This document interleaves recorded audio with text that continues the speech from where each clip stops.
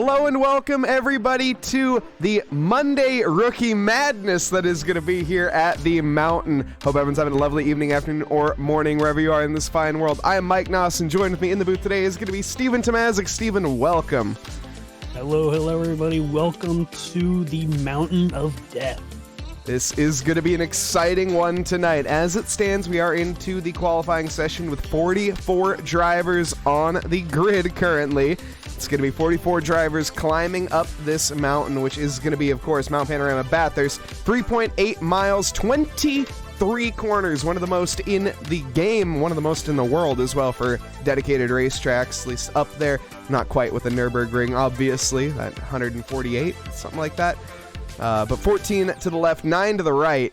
It's going to be an absolute thriller here tonight. 174 meters of elevation change and a 1.1 mile long straight that is going to be the Conrad Straight in the back. We're currently seeing Ilippo Rautsulainen go down the back here right now.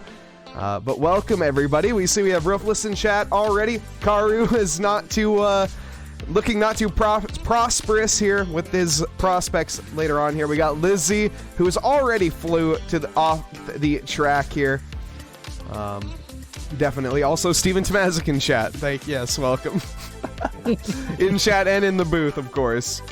Zane Blisket, welcome. Hope everyone is going to have a great race here tonight, a great and safe race. Of course, turn one of the most infamous out there on the track. It is known as Hell Corner, of course. So everybody just remember that heading into this, where it is going to be quite intense. Of course, the first corner isn't going to be the end of the disasters.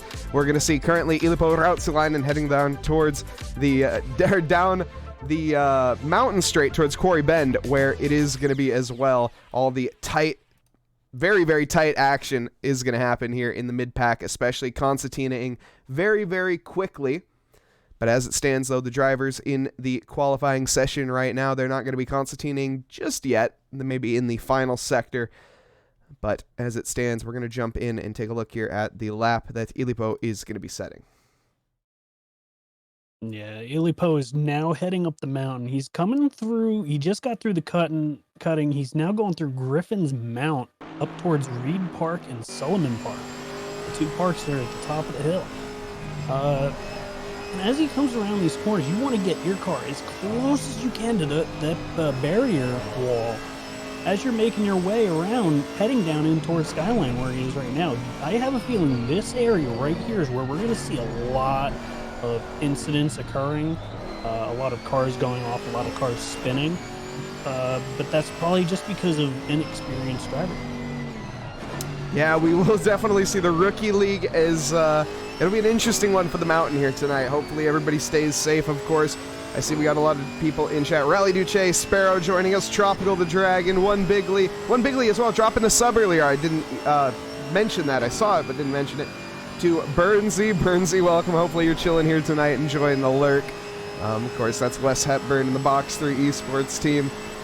We have as well Roofless. I think I already said hello, but welcome Roofless if I didn't. Element Future as well, wishing luck to everybody, and a Hydrate as well. Big moment and a big hit to the barrier for Ilippo Rautsulainen coming out of the Conrad Straight into the chase there, or out of the chase rather, heading towards Murray's Corner. It's going to be immediate return to garage and back out for him. Yeah, but it looks like Miles Sewell is going to be the first one to drop a time down, followed by Kevin Revere. They are 0.09 of a second off of each other, and Miles is looking like he's going to be a top contender here tonight.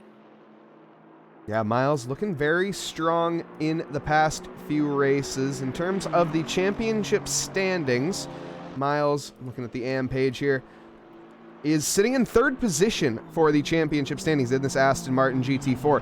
Just behind Ilippo, who we watched have a little bit of an error in the qualifying lap. There's still plenty of time, though, to redeem himself. Tony Rodriguez leading the entirety of this championship, but has actually been disqualified, it seems.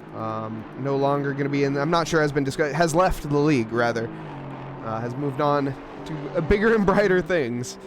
But we see it now. Darren Thomas in out of all of the cars on the planet here down under tonight. I did not expect to see the Well, not the Alpine, but the Ginetta here on pole position, which was quickly relinquished, but still on pole position nonetheless for a little bit. Yeah, that is a very odd choice of vehicle to drive here on the mountain. It's going to be very, very good in the mountain section with all the twists and turns, but I don't know what he's thinking and trying to drive that thing on the straights. He's just going to get eaten up.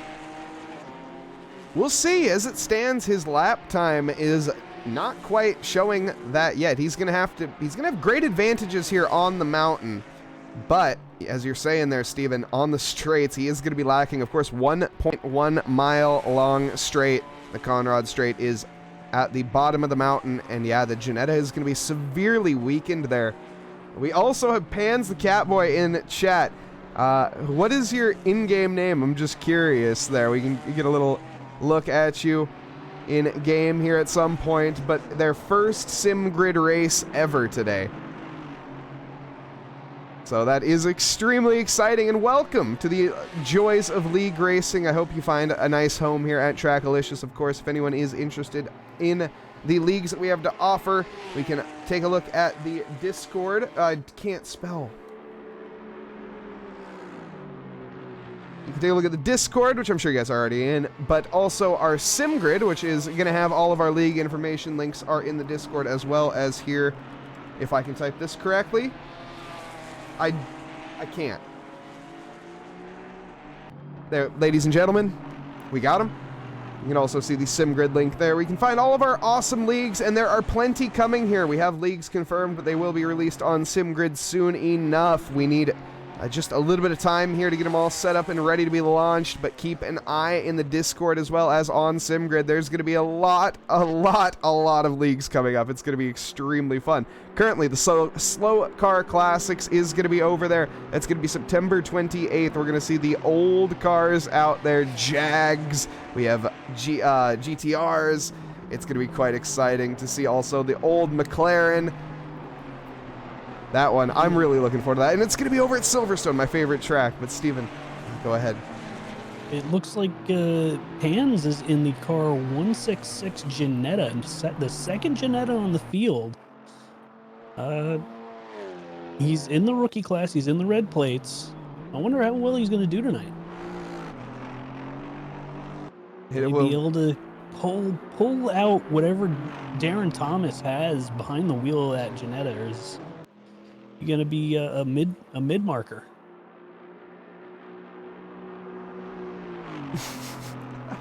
Honestly, you're not wrong there, One Bigly.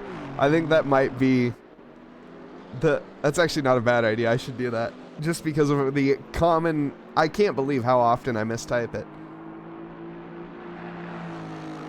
Oh my goodness, we also have Dat GT3 Girl is going to be the first race here tonight as well. Hope we have good life insurance. Well, we got car insurance. Let's hope we don't need the life insurance. Looking to just have some fun, take it easy, and good luck to everybody. Awesome. The Dat GT3 Girl tonight is going to be Dat GT4 Girl. So that's going to be a nice little change of pace. See a couple of new names out there tonight. We also have Postal in the Track Mania 420 car there.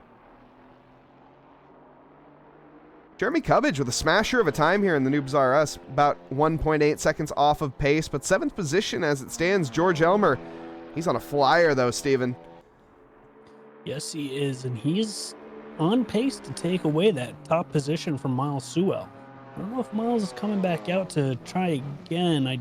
No, he wouldn't have enough time, so the time that Miles has right now is going to be his qualifying time as provisional P1, but as Elmer comes around the penultimate corner down towards the final curve, let's see where he turns out. And pole position, he takes pole position away from Miles Sewell 0.4 of a second up, and it looks like he is going to be our pole position qualifier for tonight. So far, so good here for George Elmer in the Simnut Racing, no doubt. But can Kevin Rivera respond? Kevin Rivera is currently up on his Delta 4/10 and is just coming down the mountain. There's not too many corners left to go. We'll ride on board here with the Noobs R Us Alpine, the Puerto Rican driver, heading down the Conrad Straight. It's going to be 1.1 miles of flat out action here as we crest the hill, heading towards the chase. It's going to be flat out for the first part of the right-hander, which is going to be, you're going to dive as far left here as you can, just clip that apex, heading now towards the 100-meter board, braking heavily. A little bit deep there, could have got on the curbs on that inside and rode them a little bit better. Still 4/10 up though towards the line. He needs a little bit more than that. Kevin Rivera, one more corner left here. Is it going to be enough? I'm not sure it is. Braking at about the 75-meter mark there. Cresting that very nicely. Great exit there on to the start-finish straight, but it's not enough. Second position for Kevin Rivera. 2.9 tenths is the gap to pole position there. Cronotis still on a flyer, and a few others as well. Alex Shen actually improving quite well. The number 36 we'll take a look at towards the end of this. Actually, Alex Shen looking to improve quite handily even.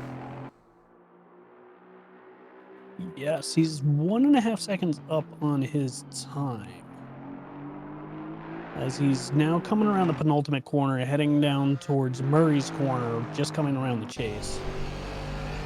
Let's see if he can keep it together to make it around the final turn. Let's see where this puts him into P12. Good job to Alex Shen. A very nice time improvement there. Not quite in terms of the positions, didn't gain, but still a great effort nonetheless to gain that over Mike Patrick, a very respectable driver. Of course, Assbox over on Twitch. If you guys do want to check him out. Lots of perspectives to view here tonight over on Twitch. Of course, you have the main perspective here at Trackalicious, but as well, lots of drivers streaming, I know. Patty Doring here. Not sure if he's streaming, but he is going to be the first one on a lap in the off-Brandit's car, an awesome Kirkland livery. We'll check that out in a little bit, but we're going to check his lap out for right now. Coming around the first corner now, down the mountain straight, heading towards Quarry Bend. Also, welcome David, as well as welcome Cubbage, and welcome Milwy. Hope you guys are having an awesome evening. Approaching the right-hander now, looking at that slip road off to the left, using that as your braking reference, trying to brake as late as you can. Patty leaving a little bit on the table there in terms of time, just probably going to be getting the banker in at this point. Big lift off there in towards the Audi, cutting. Oof, almost turned in there a little bit too early. Almost went to the barrier, luckily realizing his mistakes there, able to back out. Heading up the mountain now. It should be flat out. Actually, I'm not sure. Is it flat out in a GT4 car, Steven? It is not. Fair enough. My bad. Of course, the GT4 car or GT3 car is with a little bit more downforce. GT4 is a little bit less, quite a bit less. As we approach now the top of the mountain, down. Ooh, a little bit deep there. Oh, keeps it under control, though not quite. Clips the barrier. Is that still a valid lap? No, it is not. No, it is not. Jinx, you owe me a Coke. Yes, indeed. Patty Doring there. Not able to capitalize. Might even want to look at returning to the garage as there is some time left, but potentially not too much damage picked up there. Those look like some pretty light bumps and scrapes. It might just be a little bit of cosmetic damage. I don't think there's any aero damage. Who do we have behind him? Car number 35 of Chris Blaskovich. He's also in the Porsche. He's coming around the chase right now. So, according to Jeremy Cubbage, it is flat. Benjamin Bidoff there putting in the pole position time to beat for the red plates right now. First on the board, it's a 2:18.8. A little bit of time there left on the table. Noobs RS Junior driver, like I say, a lot of this is going to be setting a banker as it is so easy to invalidate. Chris Blaskovich does come across the line as well, a little bit slower, just about a tenth and a bit behind Benjamin Bidoff. Oh, I also missed it. Jason Nauber and Zane Bliskett are up to the top two. I did not quite see that, or they actually just came across the line. Yes, they did, and Jason Nauber coming across the line 3.1 seconds behind our leader, George Elmer, but that's a really good time as Neil Kerbel goes behind Jason Nauber now. He was another one I was watching during practice. He was putting down some pretty hefty lap times. He was up there in like the P4, P5 range against all of the white plates. So I don't know if he is actually a rookie or if he's just joining the session as a rookie just so he can get in. But he was setting down some wicked lap times. And I meant to pay attention there through the Audi cutting if it was flat up the hill, because like I said, Jeremy Cubbage did report to me that it is flat from the pit lane there. Of course, Cubbage running all the way down from the pit garage to deliver the information here to the booth. You really appreciate it. Welcome, Flawed Genius Gaming, welcome. And D. Thomas Snoopy, welcome. John Hawley as well. Zane Blisket is on a cracker of a lap right now. The Alpine is looking extremely strong. Talking to a couple drivers about this car, and I won't name names, but a few drivers have come to the conclusion that this is potentially the best car on the grid. Zane Blisket, a little bit of showboating. I think you may know he's on stream there. Flashing the headlights. Keep the eye on the road for right now, Zane, as there's still a little bit of lap left to go. Coming through the cutting now. A little bit deep it looked to be. Still gained a couple tenths, though. Heading towards the final corner now. What's it going to be? Zane Blisket has to beat Jason Nauber, which is about 2 seconds ahead. Zane, though, on quite a good lap. What's it going to be? As he heads to the line, it is going to be third position for right now. Zane Blisket, 3.9 seconds off the total pace, but that's going to be a 2:16.3 versus a 2:15.7. About 7 tenths separating the two of them. 8 tenths, something like that. Math is hard.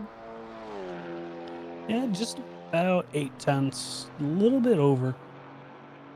But yeah, I mean, we got some yellow flags. Some drivers getting out of the way, it looks like. Oh no, that is some damage on the passenger side of Mike Fisher. Apologies, of course, Flawed Genius Gaming. It's Sean, obviously. Sean, also, I just wanted to congratulate you and say just an incredible job you did there over at FRL as you were commentating over there. That's, of course, another fellow commentator in chat. And Automatic Rabbit in chat as well. Welcome, welcome. But unfortunately, though, Sean, I think you did announce your informal, or formal, I guess, temporary retirement. But it will be exciting to see you back in the booth eventually at some point there. And a full onboard lap from the number 716. It's a request from Lord West. Lord West, it's been a minute since we've seen you here in chat. The number 716 of Michael Cortez, who is just beginning a lap here currently without a time on the board. Rounded hell corner just a second ago, now heading towards the back straight. Of course, this is, not quite in mind. Thank you, Sean. It's the Camaro. It sounded like the engine cut out there as he crested the hill momentarily. It's very interesting. Oh, very, very deep in towards the the quarry bend we go, heading up towards the cutting now. Up to fourth gear momentarily, getting a nice little turn in on early. Great rotation there as we downshifted to first, getting on that hammer nice and early. Is it going to be flat out here for the Camaro? That's the question. Looks like it is flat out there. Very nice. Gets very close to that green wall. As you want to get as close as possible, but if you clip that green wall, you may end up into that wall that we see right there. And actually, it looks like there's a couple drivers that have already. The couple scrapes and bumps on that wall for right now. The marshals will have to repair that in between sessions. Braking now at the top of the mountain, heading down towards the Dippa. And Forest Elbow to follow. But Steven here, why don't you take us along with this lap as well? Yeah, he's now coming down through Dipper, heading right now, coming through Forest Elbow. He's now running a little bit wide, touches the wall, and now he's working his way down the Conrad Straight, heading up down towards the chase. He's, like we said before, he doesn't have the current time on hand right now, but he's a minute 43 through his lap. He's looking like he's got a little bit of, he's got some good pace. Camaro is great on these straights with that V8 engine, as he's now coming around the chase. Hits his braking part around the 170 mark. Good apex coming around the chase, coming around the penultimate corner, heading down towards Murray's. Braking at about the 75 board. Runs it a little bit wide, coming around, coming across the line. P23 overall. That is a pretty good time. Definitely respectable, putting him closer, or very close to the likes there of Go Fast. And while that was happening, Zane Blisket took pole position in the red plates. Currently inside Ila Powerhouse-Ulainen in the pits. But yeah, great job there from Zane Blisket. Jason Nauber putting a lap in at the end as well. Going to be P20 or P15 overall, P2 for Nauber, and Neil Kerbel bringing up third there in the Alpine. That is a lot of cars. It is quite a few definitely here tonight on this rookie grid, as you can see, stretching all the way back pretty much till Murray's corner. And Moriko there with some support towards Blisket. I saw some as well energy being thrown the way as Tony Danzig, as well as the Noobs R Us team in general. And a question from Fitz: is the ACC red plates rookie status? Yes, it is. The red plates are going to be the rookies, and the white plates are going to be the non-rookies. As it stands, though, why don't we get in here and meet our drivers, as we have quite a few of them to meet tonight. Starting here in P1, it is going to be the number 22 Alpine here of George Elmer. It's going to be an Alpine front row lockout. Kevin Rivera taking P2 in the 419, the Puerto Rican driver there with a great result. Miles Sewell, third fastest in the Academy Motorsport. Aston Martin next to Darren Thomas in the Ginetta out of all cars to bring it on to the second row. Professor Credotis, fifth fastest overall next to Ilipo Rautsulainen, bringing it on the third row. P6, the number 666 car. Some say it's fate, some not. Mike Burkov, the number 74 car in P7 next to Jeremy Cubbage, eighth fastest, the number 33 car. John Hawley, P9. Reggie King is going to be rounding out our top 10 here in the Waste Management AMG. I love that livery. Aaron Miller, 11th fastest in the Viper Racing.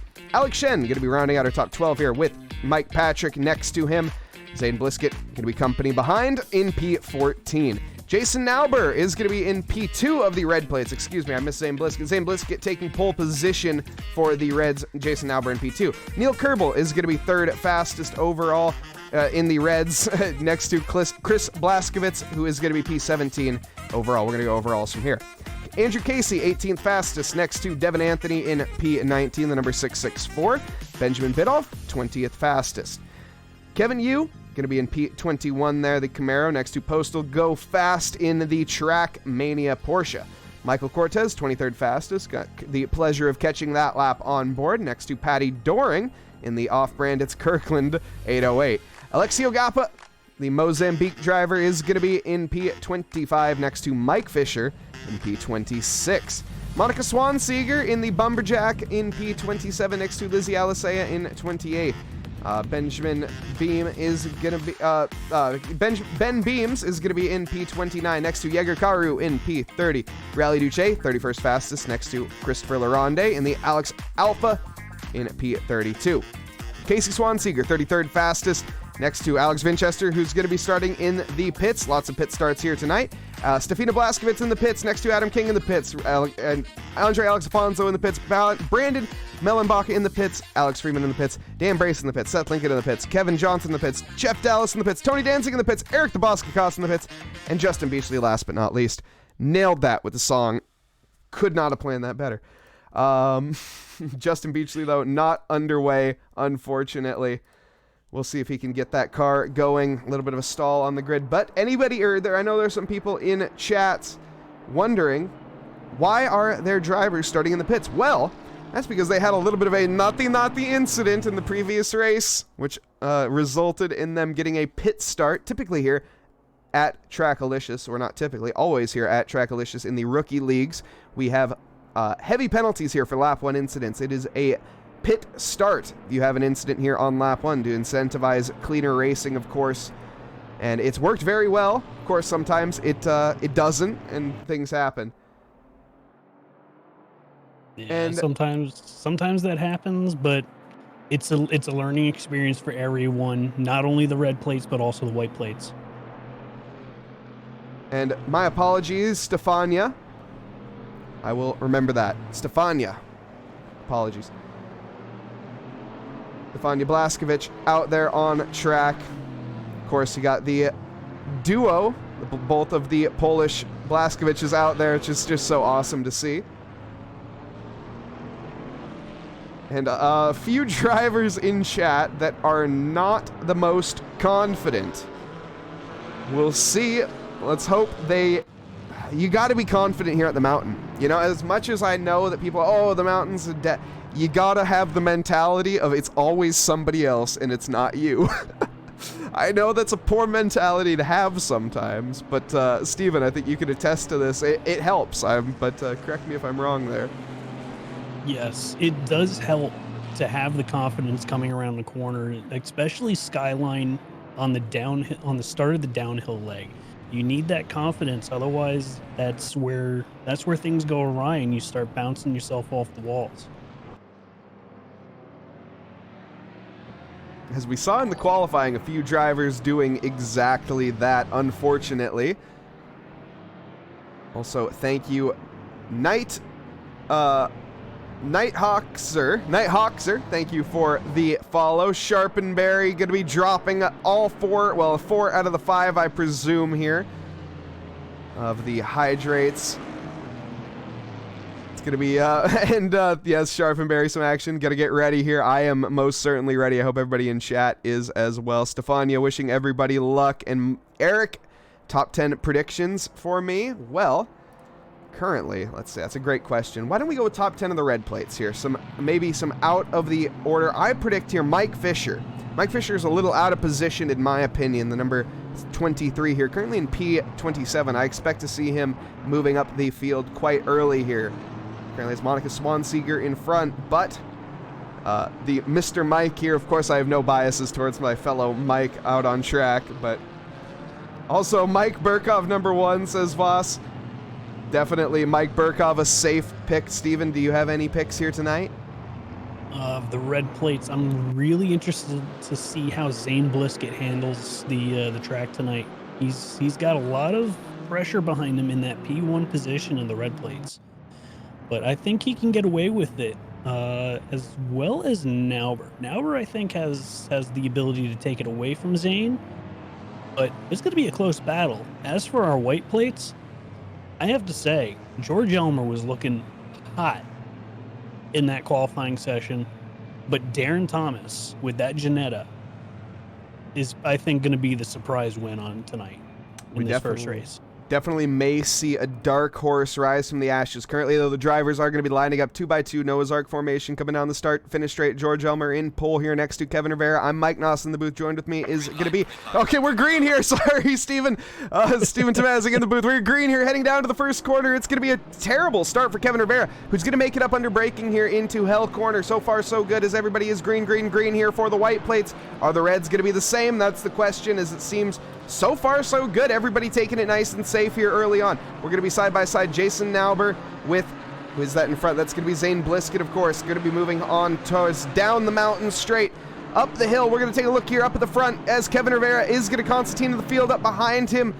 Everybody coming up the mountain safe and sound so far. Quarry Bend, definitely one of the massive pinch points here early on. Now coming into the Audi cutting. This is where if somebody does have an incident, it can go catastrophe.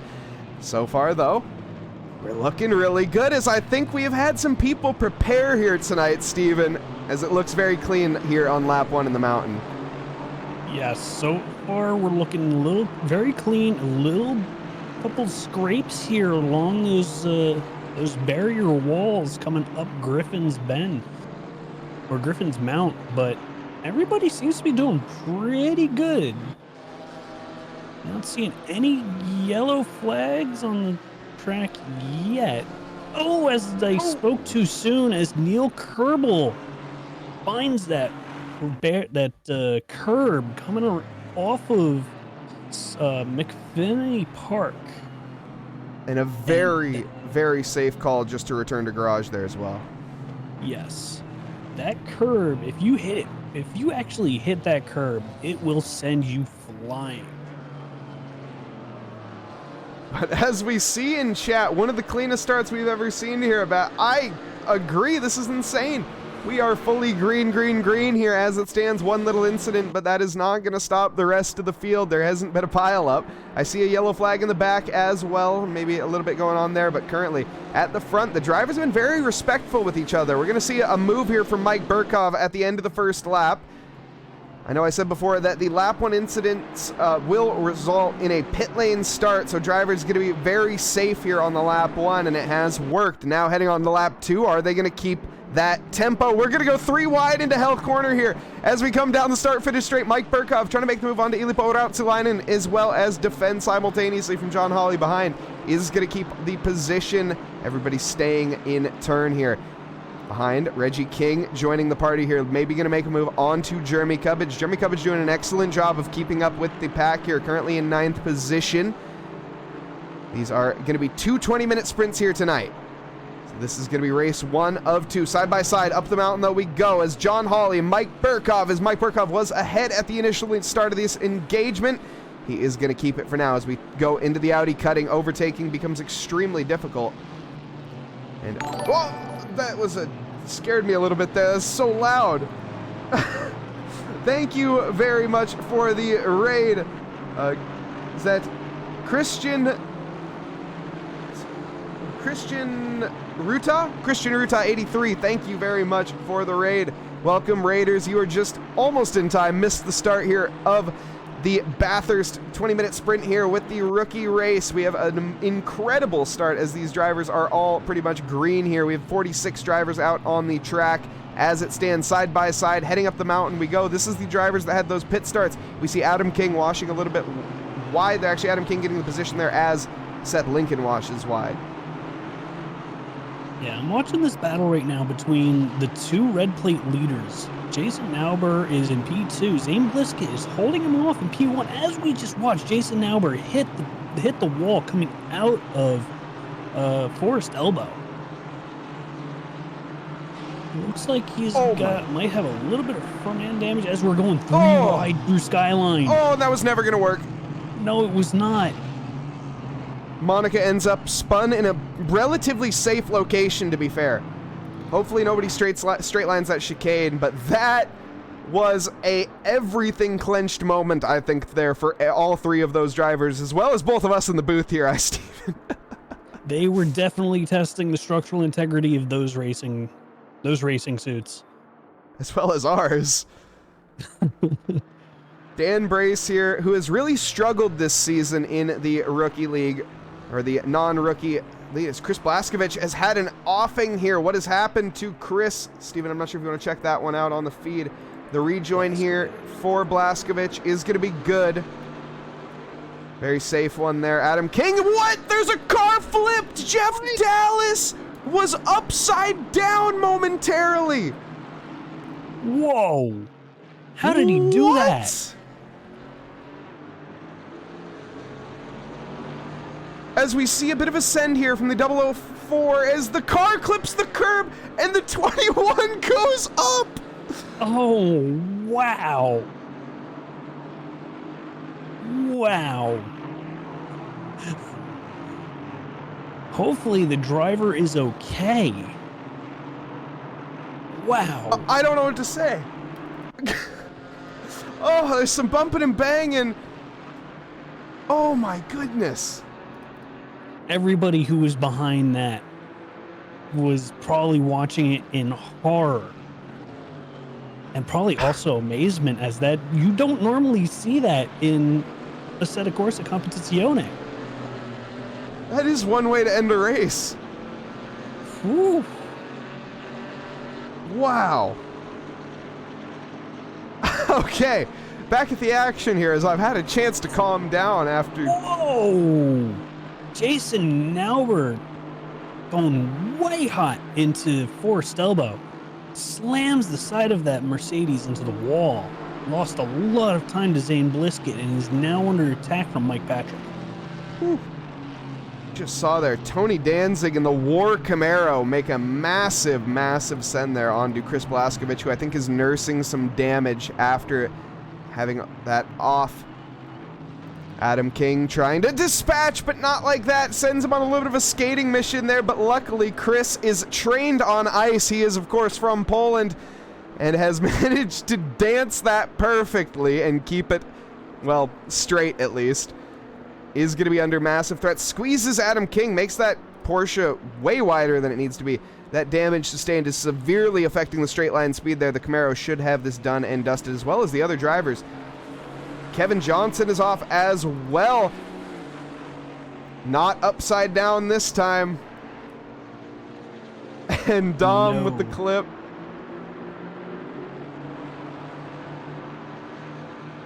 Thank you, Dom, for getting that clip. We have Jay Hawley. Oh, big crash coming out of, what is that? That is Quarry. Jay Hawley, Adam Miller, Zane Blisket got caught up in that. Mike Patrick, ooh. Alex Shen. Oh, you guys gotta, you gotta lift for yellow flags, guys. Oh, yellow flags don't mean flat out.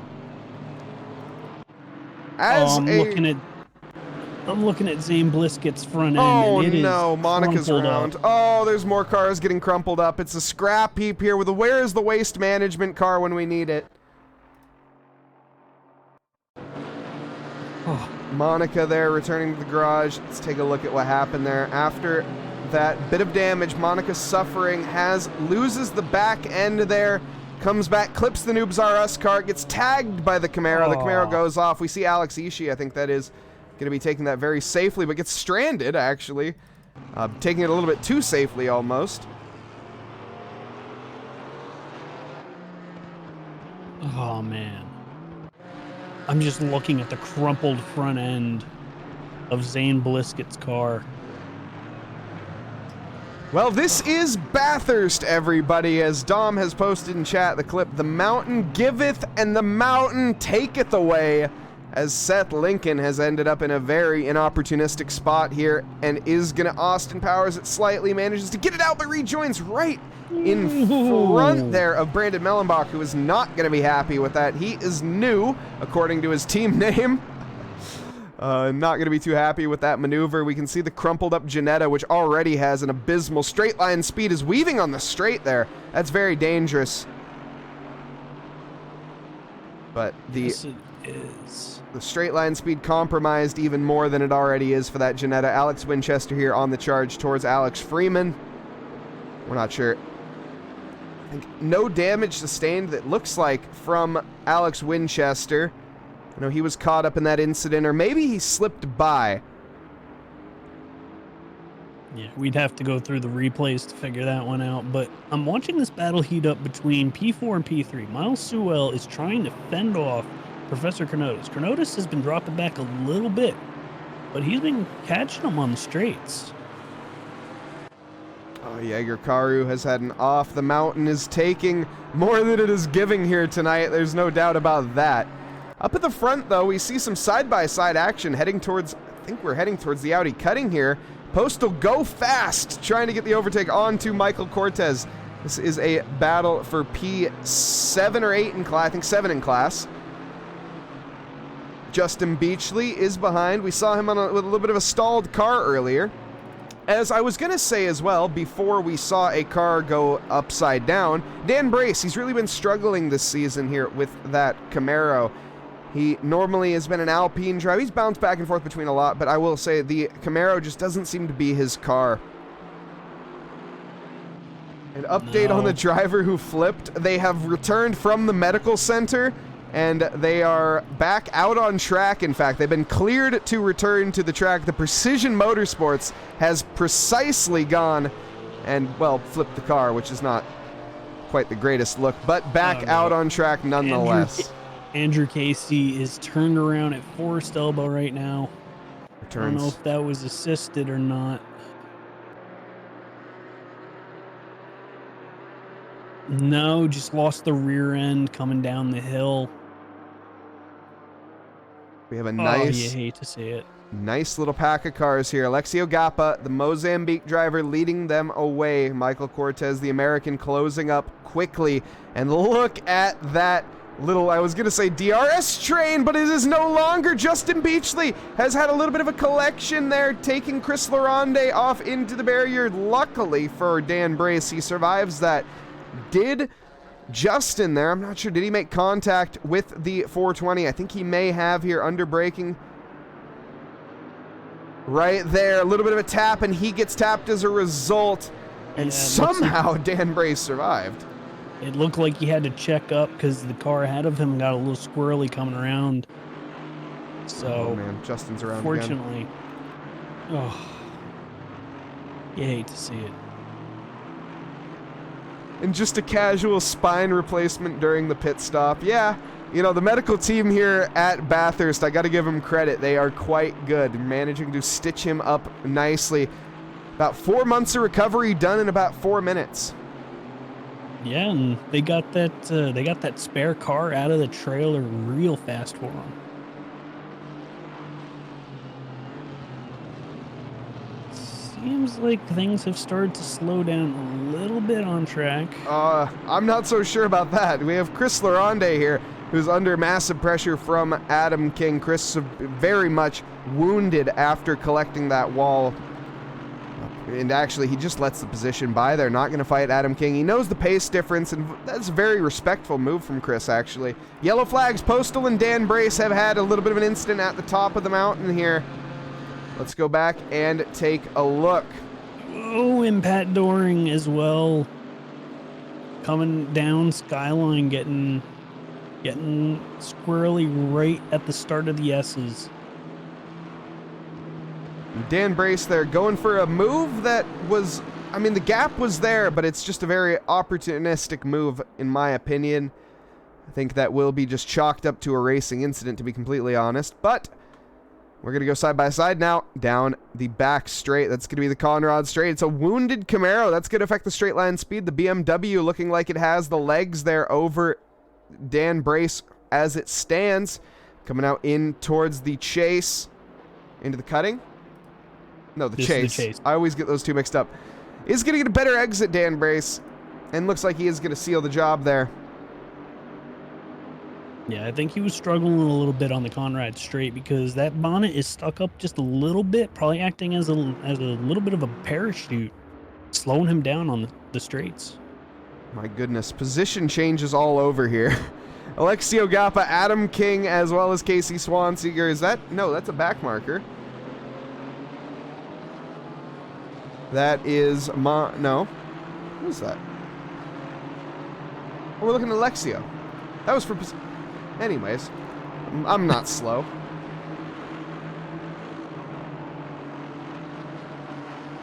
Alright, so we got Reggie King still chasing down Jeremy Cubbage.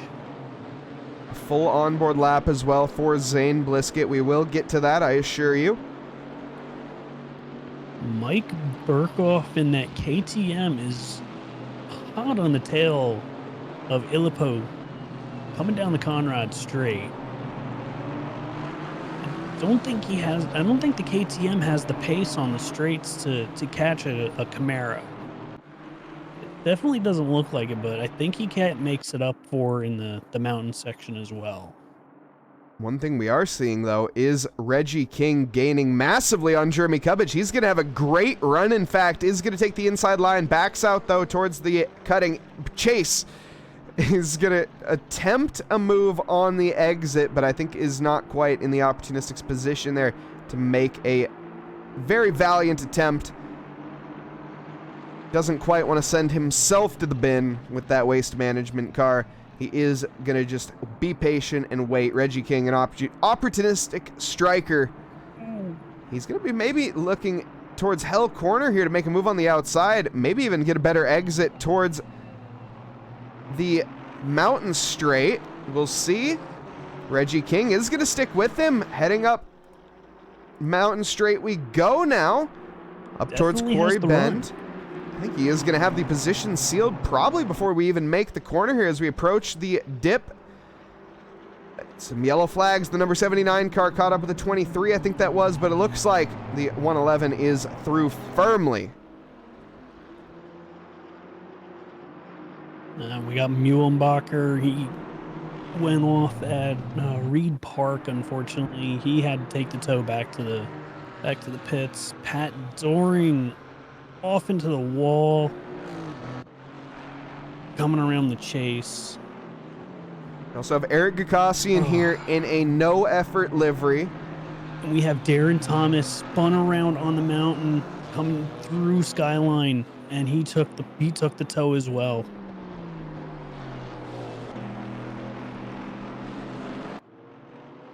Dan Brace on the chase. And no way. Professor Kernotis right now is P1.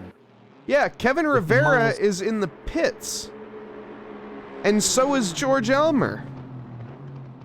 Did they come together and collect? No.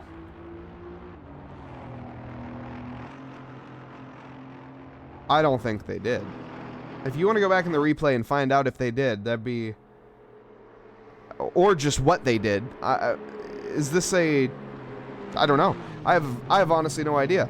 I don't think it's cockiness or like just because they're ahead in the championship, but regardless, we have a leader of the race that I don't think anybody predicted. And there is 1 minute and 47 seconds left and 1 second separating him and Miles Sewell. The T-Swizzle 2022 car, everybody, of Professor Kernotis is currently leading Bathurst. And is looking to take the race win, in fact. Oh no. Oh no. The crash that took out our two leaders was unfortunately caused by Muhlenbacher. When I said I saw him off at Reed Park, he was stopped in the middle of the road as they both came around and just T-boned Muhlenbacher. I hope all three of them are okay. Stefania Blaskovic here, side by side with Andre Alex Afonso, the Portuguese driver. He holds his ground, though, in the Mazda. Aston Martin not quite with a response there. Chris Laronde picking up a stopco 30, and that's Patty Doring stranded onto the side. This race just changes rapidly, Steven. I cannot believe it. Yes, it does. 45 cars on this track is creating mayhem as we're starting to get these front runners catching up to these back markers. And I mean, Miles Sewell also has damage to the front end of that Aston Martin. Professor Kernotis is... This is the last lap. Mercedes looks pretty good. This is the last lap. Kernotis is going to take it. Lap. Oh my goodness. Professor Kernotis, I don't think he would have expected this tonight. And when he woke up this morning, he did not expect a race win here tonight. But nonetheless, Professor Kernotis comes across the line, the Canadian driver, and takes the checkered flag and the W. My goodness. Miles Sewell in second with Ilippo Rautsulainen in third. Mike Burkov closely behind in fourth. But what a drive from Kernotis. He put himself in the perfect position to capitalize on the mistake there of our leaders, who unfortunately had to take that pit stop due to damage. And I am Brad. Is there a race 2? Yes, there is, everybody. There is a race 2 after this, so do not go anywhere. But this race is not done yet. Zane Bliskett is going to come across the line to take P1. We forgot the onboard. We'll get the onboard in the qualifying session, I promise. Zane Bliskett, though, takes the win for the red plates tonight. What a drive. Benjamin Biddulph in second. Once again, I don't think anybody expected Benjamin Biddulph to take second. The Noobs R Us junior driver. And we have Casey Swanseeger taking P3 in the red plates. A Noobs R Us team driver. Oh, man. And Holly, we'll bring him into the... if he qualifies on the podium again, we will. We're not gonna... We're gonna stick to our rules, of course, for the podiums. We're not gonna... Chris Laronde has 60 seconds added to the race time. I don't even know how that happens. Seth Lincoln here, 1 corner left to go. Can he gain 1 position? Stefania trying to hold on. Into the final corner, down the inside goes the 101. Looks like he actually can get the move onto the curbs, goes Stefania. And she does, in fact, lose the position. Seth Lincoln gains P25 at the end. And it looks like Ben Beams and Kevin, you are the last 2 to come across the line.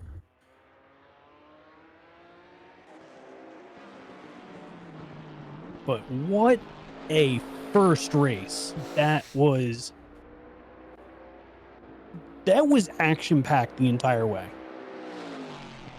As that is often the case here at the mountain. Anything can happen in racing, and it normally does, I like to say, but anything can happen on the mountain, and it most certainly does. So that is definitely, we saw that tonight. Both of our leaders getting taken out in a collision, resulting in the race win here for Professor Chronotis, and what an astounding one it is as well.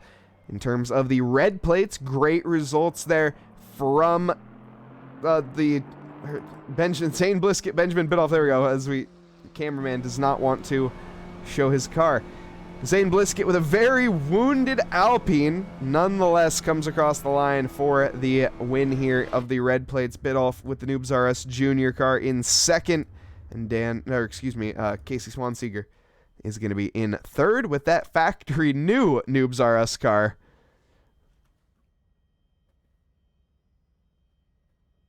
Woo. As we wait here to switch the session, why don't we pop back over into the booth, Steven? Oh.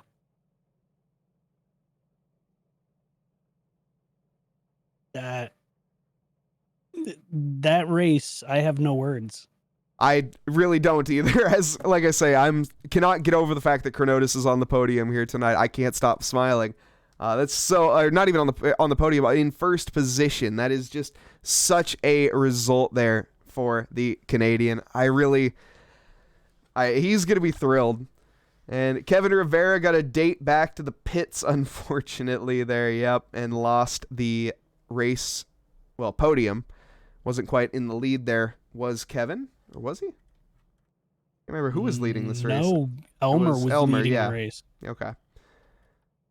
And yeah, AV6 Scott, race 2 is going to be even crazier. We'll see. Let's hope these drivers can manage to contain themselves for race 2, as race 1 definitely was a little bit shaky at times for a couple drivers.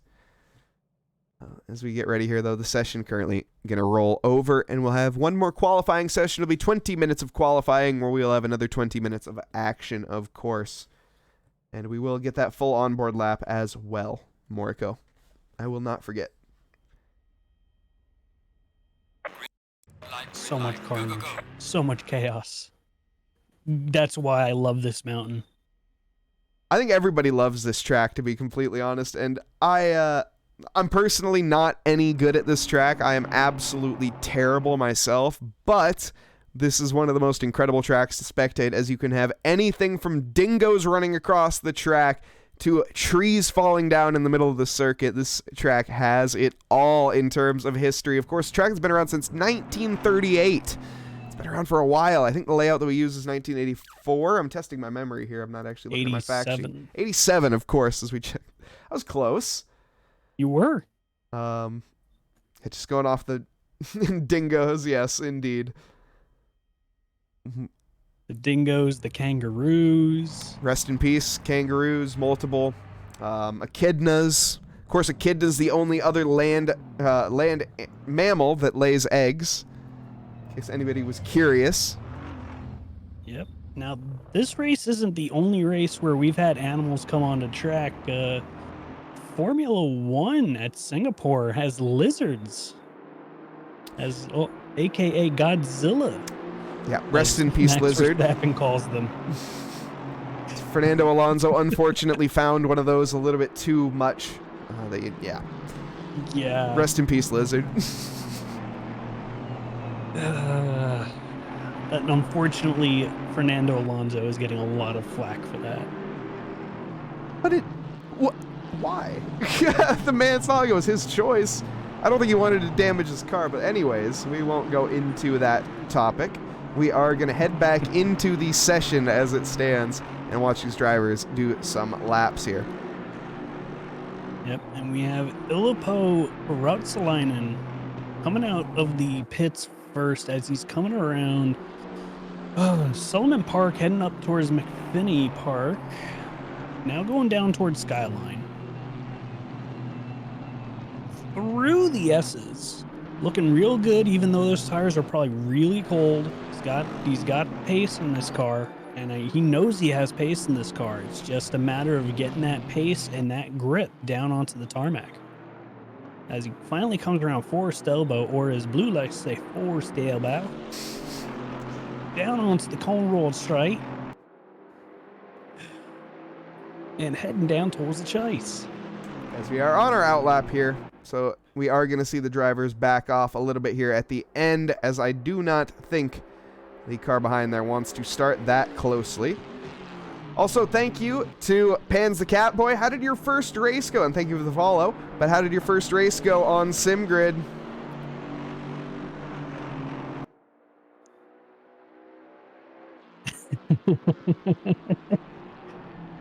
I know you're offended, Blue. That's why I did it. But right now, we have Ilpo Ruotsalainen coming down the front stretch, coming up to Hell's Bend. Takes a good apex, good exit. Now he's heading up the mountain straight, heading up towards Quarry. This is a semi-long straight where you just want to be flat out, come across that crest. And right when you see that side road right there, that's where you want to start braking. Right there, coming on up the hill, coming around Quarry's Bend. Now he's heading up towards the cutting. The cutting is really wacky. You come in, you hit that apex coming in before it, and it's a big hairpin going up the mountain straight. Looks like you took that really good. You want to take this coming out wide to make it up into the next corner of Griffin's. Just barely a few centimeters off that wall. Now he's coming in towards Reed Park and now into Solomon Park. You want to be careful not to hit that curb on the inside coming around McPhinney Park, down into Skyline. Coming down through Skyline, you want to work the brakes, work your brakes, and work your gear shifting, because if you downshift too fast, it's going to send you off. Now he's coming down through the S's, through Dipper, now into Forest Elbow. Getting real close to the exit wall of Forest Elbow, but he makes it through clean. Now he's onto the Conrad Straight. And this is where I take a breath and take a sip of water. As a great job there from Stephen Tomazic, of course. And as Dom is pointing out, your pronunciation there of corner is not quite on there, mate. No, it is not. But now he's coming down in through the chase. And now around the penultimate corner. Good exit, good apex. And right here is where you want to break around the 100-meter board. Coming around the final bend of Murray's, gets up onto the grass, but he keeps it in and keeps the time alive with a 2:13.96. Immediately responded by Miles Sewell, but nobody else yet to do so. We see Winchester coming across the line, 1.1 seconds behind LaRonde, just about a 10th behind him. As well, Reggie King jumping up there, almost dead even time with Winchester, 0.007 of a second separating those two. And yes, thank you, of course, Jacob Church, for recognizing my 100% authentic ass Australian accent, mate. That one wasn't, I'll even go out and say that one wasn't that great, but yes, you did have to wait a while for that. And yes, I'm not great. I gotta see if I can do an entire onboard with an Australian accent. I doubt I'd be able to do it. I don't think you should. For your sake, I would recommend not doing that if you don't want to be canceled.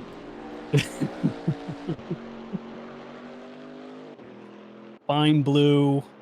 You win. And H2O links some support there for Jason Nauber, who didn't quite have the greatest result there in race 1. Unfortunately, had it coming together with the barrier a couple times. That was at the bottom of Forest Elbow.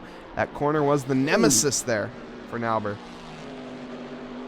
Miles Sewell got a little bit squirrely coming out of Forest Elbow.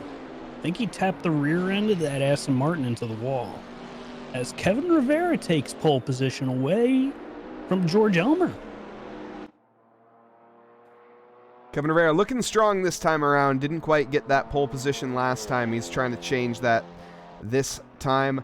Also, Dom, no, you're denied booth access for right now. I don't want to hear your Australian accent. And Casey, welcome, Casey. How you doing, Shooty? And H2O is 101. The 101 car, of course, being Seth Lincoln? Is that the case? Seth Lincoln, is that your...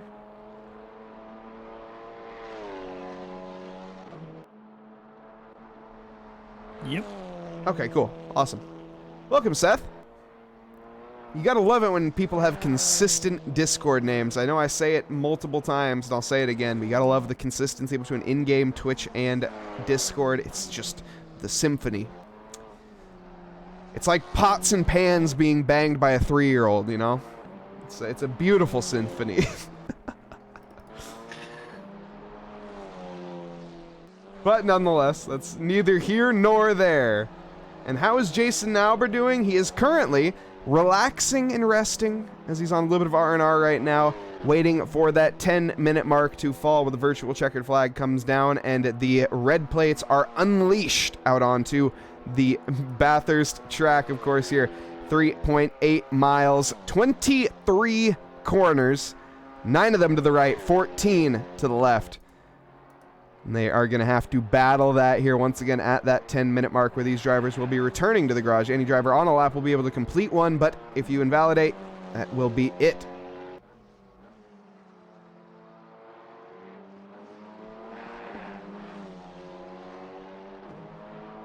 And we got George Elmer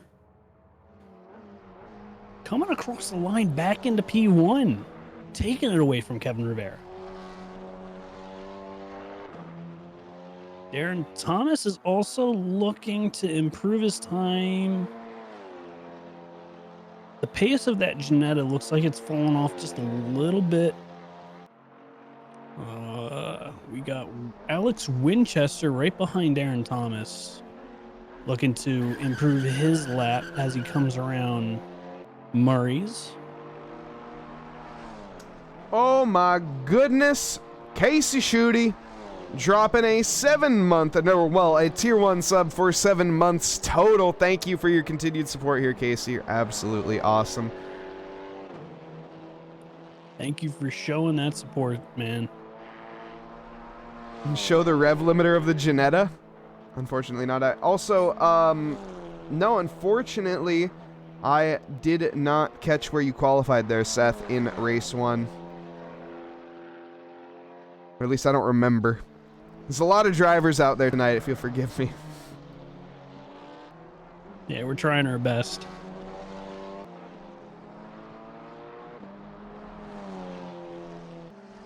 George Elmer, he's also trying his best on a flyer. We have a couple disconnects, it looks like, as the number 7 and the number 74 have had a simultaneous disconnect. I hope that's not bad prospects. George Elmer there has just ended up calling his lap there to a close. Turns to the garage. Kevin Rivera is still going to be going for it, though. Even on his Delta, not too many corners left to go, but I was going to say he doesn't have much time to gain. He's got quite a bit of time to gain. I don't think there ain't no way he get in pole position here, Kevin Rivera. Heading to the line, or heading towards the final corner now. And after that will be the line and the checkered flag for Kevin Rivera. The 10-minute mark has fallen. We see the rookies out on track, and that is going to be it for the Puerto Rican P2. Darren Thomas is still on a lap, though. Can he take anything away from Kevin? He's got 7/10 to gain. He's up 3 at the top of the mountain.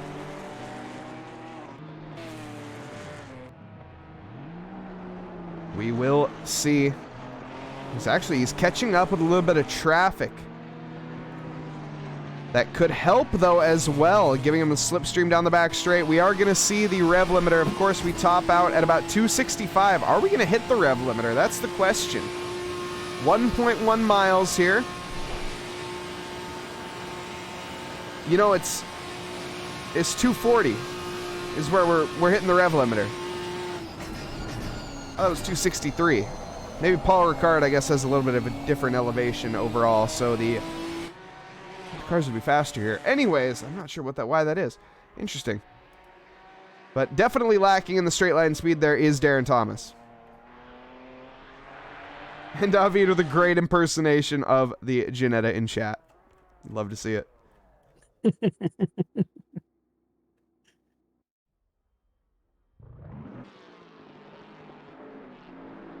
Kevin Yu, I think, is the final driver on a lap in terms of the white plates.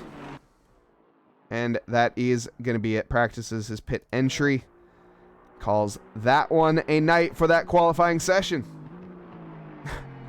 Is that what the sound is, David? That's what the Ginetta sounds like at full chap? So, fair enough.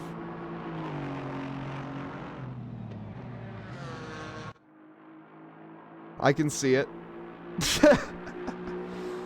Also, David, if you look at the points features, there may be something new there.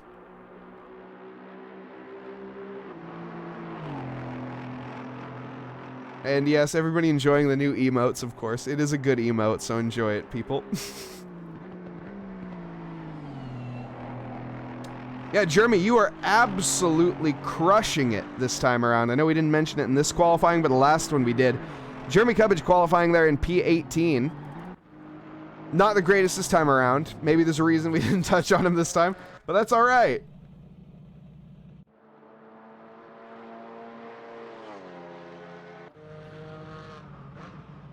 Patty Doring here on a lap as well, but the first driver, I think, to start a lap there was Casey Swanseeger.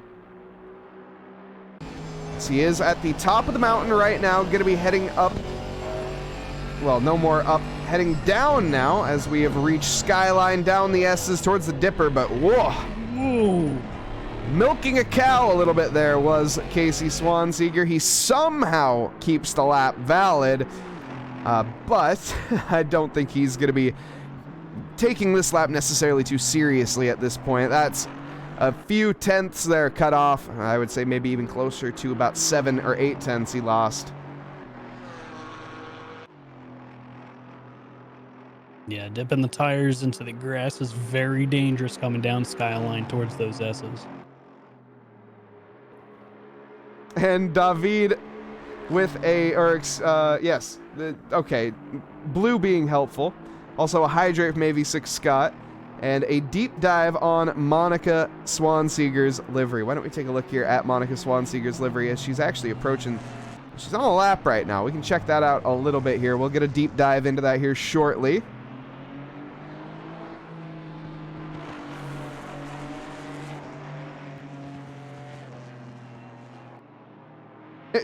Dom, you didn't specify anybody.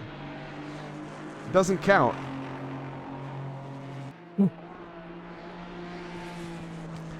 We'll take a look once we get down to the bottom of the hill, as if we did a deep dive on the livery right now, it would make everybody very motion sick as we are approaching the roller coaster that is the downhill section here at Mount Panorama. Little conservative entry there from Monica. Definitely just getting a sighting lap here out. Ooh. Very, very much needed to downshift a little bit earlier there.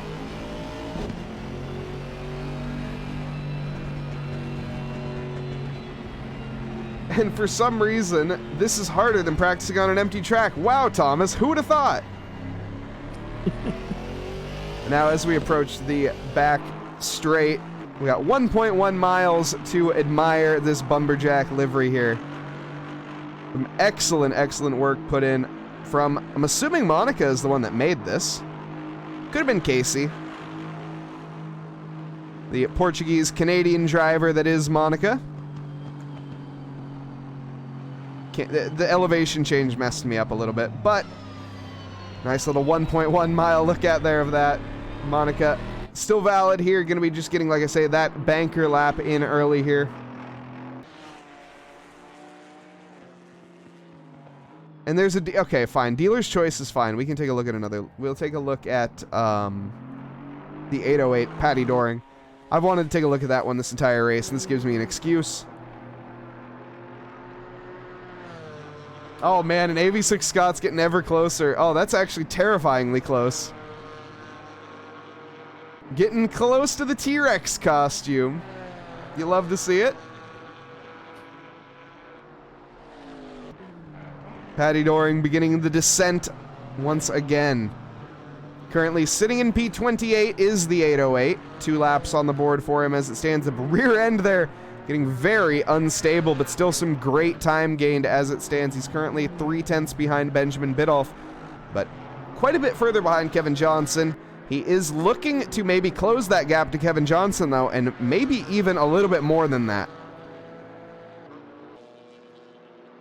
As we head on to the Conrad Straight, and we can take a look at the Kirkland brand livery here, the off-branded 808. Excellent livery. Patty Doring is a livery specialist, man. Always bringing some great ones to the table. Of course, we had the hamburger and hot dog livery before. Patty Doring always bringing a nice food-inspired livery. You can definitely tell a food connoisseur is Patty Doring there with the off-branded. Don't remind me, Steven. And Night Hawkser, welcome, welcome. I think you dropped a follow earlier. Now jumping into chat. Hello and welcome to chat. Alrighty, so in our red plates, our current leader is Casey Swanseeger, followed by Jason Nauber and Andrew Pacey. Unfortunately, Blisket has not set a time, and he's running out of time to set a lap. I think this will be his last chance to get around the track to set a time. I don't know what he hasn't been able to even set a banker lap yet. Definitely scary prospects here for Zane Blisket.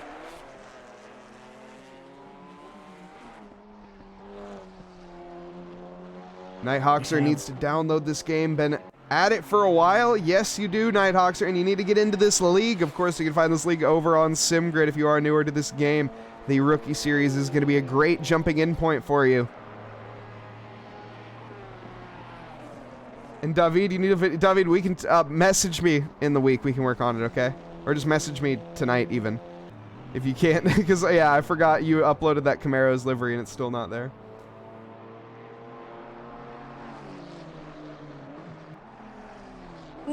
Oh, Zane Blisket getting slideways coming around the cutting. Definitely some sort of setup issue, potentially, for Zane. As he is really, as you said, but he's just been struggling throughout this qualifying session. He had 10 minutes to put a lap in, and Zane is definitely a talented enough driver to have set one by now. Gets a little out of shape there after clipping the curb. Down the mountain we go. This is where he's going to make or break his delta. Gets on the brakes there nicely and turns in for the apex. It's all about maximizing the minimum speed through that sector as it is fast. The corners come at you so quickly. It's absolutely ridiculous. Of course, that is the only line you can take there through Forest Elbow onto the back. There's going to be some back markers here, too. Need to get out of the way as it's going to be a flash of the headlights. Zane is not going to be happy with that. A big jerk of the steering wheel. That is going to be a couple crucial tenths lost. Whoa, threaded that needle.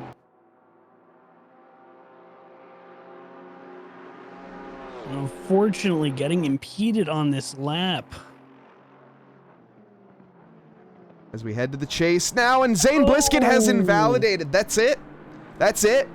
Zane Blisket, who I forgot to do an onboard lap with, but honestly, unfortunately, kind of forgot about Zane as he has not set a lap. Just didn't quite make it there in this session. No, he did not. But Neil Kerbel, I don't think he's a red plate, because he just dropped the 2:12.810 and is now in P1 of the red plates. He definitely seemed like, yeah, he definitely pulled that lap out of nowhere, because he was racing with the red plates last. In fact, he had a big incident last time. Yeah, I'm not sure what to make of that.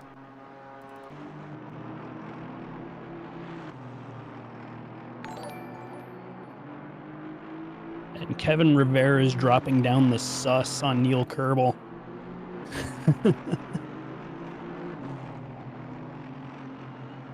Imposter in P3. We'll see. Nazim 213, thank you for the follow, Nazim. As we saw there, Jason Nauber come across the line, and that's going to be P3 for Jason Nauber in the red plates. Postal go fast, the last one to cross the line, 29th overall. 5.3 seconds off the pace, a 2:17.6 there for Postal. Pole position, it was going to be a 2:12 something. As the session has transitioned and my timings have been wiped. Of course, we need to connect the pit wall, which if you guys are not familiar, pit wall over, we can type exclamation mark pit wall. Hopefully I spell this one correctly, and we did. Can check that out over there where you can see basically a race unfolding with data before your eyes. It's an awesome service they offer over at Pitwall. All of the live action data and timings that you're going to need can be found there. But for right now, no times just yet. We got a little bit of a calm here before the ever-present storm that we saw last race especially. But currently, starting here in pole position, it is going to be the number 22. Once again, the number 22 Alpine. It's an Alpine front row lockout again. George Elmer takes pole. Kevin Rivera lined up in second place there, the Puerto Rican driver in the 4:19. Neil Kerbel, third fastest, first to the red plates. An incredible lap from Neil. Miles Sewell putting in fourth fastest there on the second row next to Darren Thomas and the Darren Momoji Janetta, the 6:13 P5. Professor Kanotis lining up in the third row there next to Illipo Ratsulainen in P7, Alex Winchester in P8. Reggie King, ninth fastest in the waste management next to Christopher Laronde, rounding out our top 10. John Hawley, 11th fastest next to Mike Burkov in 12th. Alex Shen is going to be in that Street Arts Racing Aston Martin 063 in P13 next to Aaron Miller in 14th, the number 90 car. Adam King is going to be in P15, the number 2 driver next to Justin Beachley in P16. Casey Swanseeger, 17th overall in P2, of the red plates. Alexandre Afonso is going to be in P18 overall, the Maserati, the Lowen Maserati on the grid, the Puerto Rican,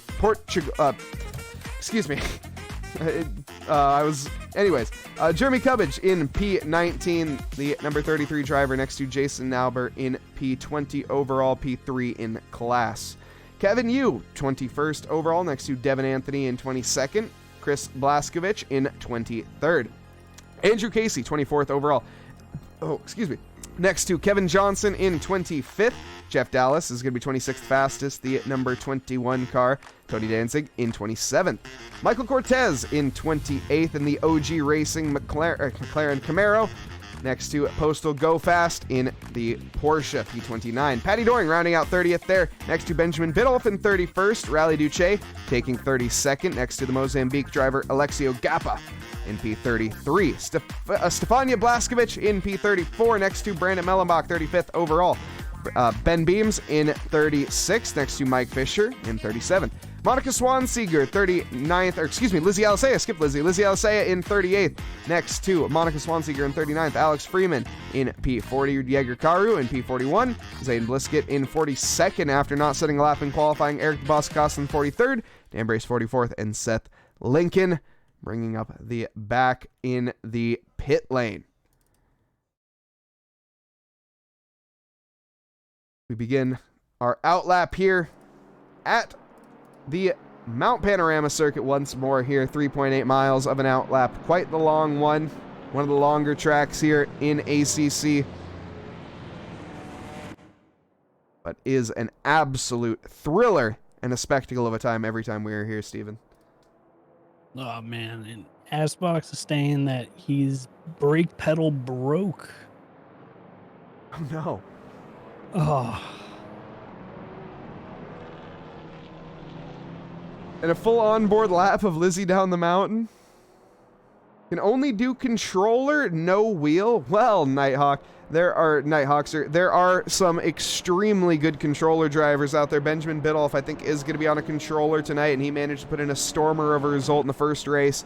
We also, of course, have everybody's favorite controller driver, Jace, the Controller King Wright, who is landing podiums in our GT3 League on Sunday. It's absolutely awesome to see the improvement that Jace has had, especially with a joystick. So definitely do not let that deter you. And give you a good week of practice and you'll be out there with us. That is what we want to see.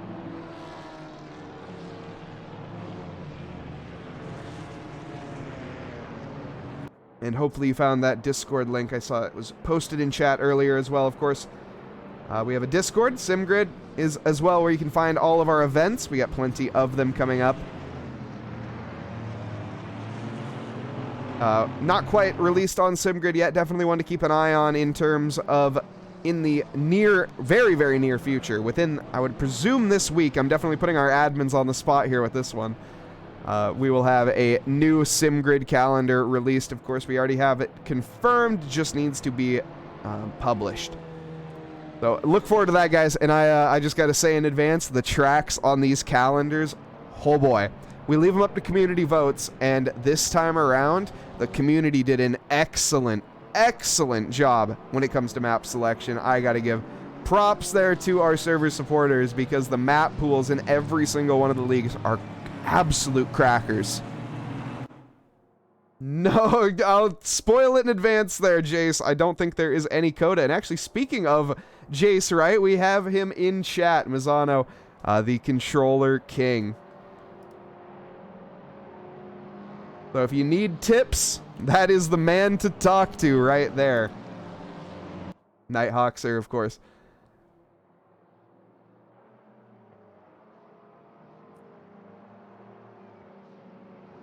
As we have it, though, almost 3.9 miles, 3.8, if I can get the number right, miles clean here. Let's hope, Steven, that we can have a race start as clean as the last one. Yeah, that last race start was awesome to see, especially with all the white plates mixed in with the red plates. It really shows that everybody is taking their time and respecting everybody else as they come up the mountain and coming back down the mountain as well.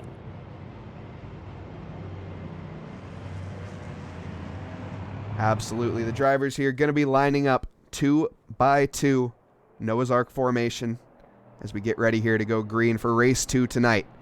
It's an exciting one. George Elmer on pole. Alpine, front row lockout. Got Neil Kerbel, the red plate, in third position here with a stormer of a lap, rounding the final corner now. Heading to the start-finish line, I'm Mike Nause in the booth. Joined with me is Stephen Tomazic as we get ready to go green here. George Elmer on pole. Kevin Rivera going to be making the charge in towards Hell Corner. And wow, we see there the absolute creep, and what a start for Miles Sewell, immediately challenging the leaders as he was right on the diffuser there at the start. Cut onto the inside there from the Noobs R Us car. Kevin Rivera taking that position handily. Drive-through penalty handed off for Alex Shen there for out of position, unfortunately. Down the mountain straight we go as there's an incident in the back. Yes, there is. Most certainly is. I'll let you take a look at that, but also we are green here up the mountain straight for now, mostly. All of these drivers side by side. It's going to be Devin Anthony and Tony Danzig that is heading in towards the straight. We saw some energy being given the way of Tony Danzig. Unfortunately, or rather fortunately, he has made it ahead there of Devin Anthony on lap 1. Up towards the cutting though, look at this. Side by side, we saw before Mike Burkov as well as John Hawley going at it. Now they are at it once again. No love lost for these two heading up the hill as we go heading up it now. And Steven, great start though from most of these drivers. Yeah, there's a little bit of contact coming into Hell's Corner, but all in all, it's been a really clean lap as we have Monica Swan-Seeger coming up around the cutting, gets into the wall. Mike Burkov trying to make a move into Sunset, a very opportunistic one if he could make that happen. He did have to back out. Everybody going nip and tuck for right now. So far, so good. Down the mountain, as it can so easily become a roadblock, and as well as a parking garage, basically. But we are green. Alex Shen, drive-through penalty, unfortunately. We have up at the front Miles Sewell, who was very immediately taking it there to George Elmer. He did get the position on Neil Kerbel. Neil Kerbel is going to be falling victim here soon, probably to Professor Kronotis, but Kronotis is about 4/10 behind, needs to gain a little bit. Ilipo Ratsulainen falling behind as Alex Winchester has just gotten the position there onto Darren Thomas. Darren Thomas under threat from Laronde behind, and Reggie King not too far. That rounds out our top 10 here on lap 1 of race 2 tonight here at Bathurst. And Steven, this, like I say, what a start this has been. These drivers doing so good. Adam King here side by side with Alex Shen. And we have Biddulph and Pat Doring, I think, came together coming into the chase. Whoa! Questionable rejoin by Patty Doring coming through the chase. Luckily, no drivers collected, but definitely could have been. It was a very, very unsafe rejoin there. So, going over that start, it looked as though George Elmer was just a little bit off pace and out of position for the start. He started actually, when the green flag dropped, he was behind Kevin Rivera. So, I think it got into his head that maybe I should slow down a little bit on the start, try and get Kevin Rivera off his game, but I think it backfired because Kevin Rivera took that lead position. Also, David, with the yellow flag spam, was Lizzie involved? Is that why? Well, Lizzie seems to be all good. She's green. Actually in a battle. Whoa! My Neil Kerbel has gone way too deep. Almost rear ends Miles Sewell and then almost gets rear-ended by Kronotis. Incredible driving display there from both drivers, though, managing to not come together. Look at that, though, as the drivers come rounding around the corner there through Forest Elbow, one after another. That was basically P1 all the way down to P13, even further down to P16, I would say. There are just so many drivers. You can see on the minimap how close they are on the right-hand side. And Steven, this is insane. Down at the bottom, Lizzie Alisea, a little bit of bumping and banging as we see the Noobs R Us car parked in the middle of the road, and Lizzie has nowhere to go. Oh no, she can maybe squeeze it around the outside there, but return to garage there from the teammate allows Lizzie to continue on. Yeah, but I was watching Adam King coming down Conrad Straight, trying to get around Mike Burkhoff, dipping 2 tires onto the grass and making the pass on the straight against that KTM. My goodness, an on the grass pass from Mike Burkhoff showing his dominance. He's not afraid to use the all of the track as he wiggles the rear end coming out of Hell's Corner. And now he's back on. Now he's under attack from Mike Burkhoff, who's on his bumper now. The KTM Crossbow definitely lacking in straight line speed, lacking in acceleration, and lacking in cornering speed. All in all, not the greatest car. But Mike Burkhoff does not care. He is driving it just because he is, well, for the fun of it, to be completely honest. But he is also just that good. Able to control this car, a car that not many drivers will even bother to try throughout their ACC career. Whoa, as you can see, slipping and sliding through the, or out of the cutting there as they head up through Reed Park and Solomon. Big lift there in that dirty air, but gaining as there might have been a little bit of brush on the barrier from the Camaro in front potentially. I'm not sure. And who decided this was a good track for the Rookie Series? Is voted in. Yeah, the rookies.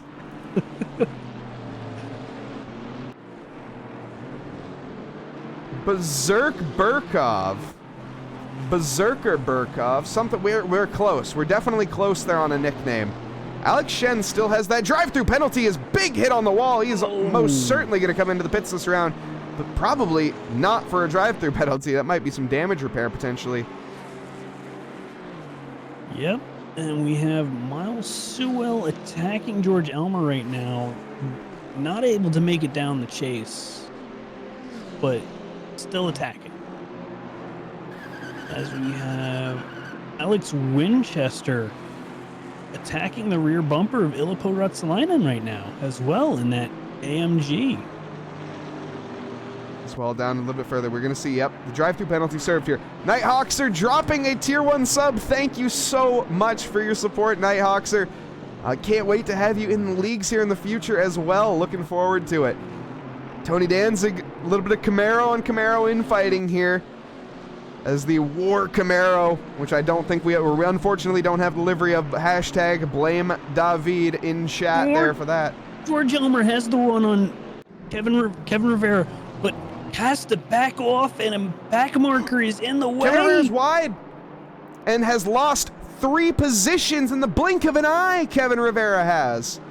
Is going to hold it actually. Back marker. Oh, he gets a little bit 2 elbows out, in fact, makes contact there with Neil Kerbel, who as a result washes wide onto the marbles, and Neil Kerbel does hold that position, but that, Steven, was very dangerous. That was very, very dangerous. That back marker was literally right in front of Kevin Rivera the entire stretch up the mountain straight, hampering him as George Elmer was keeping him there, like kind of just boxed him in, so Kevin Rivera could not get around, and George Elmer makes the pass coming up around the cutting.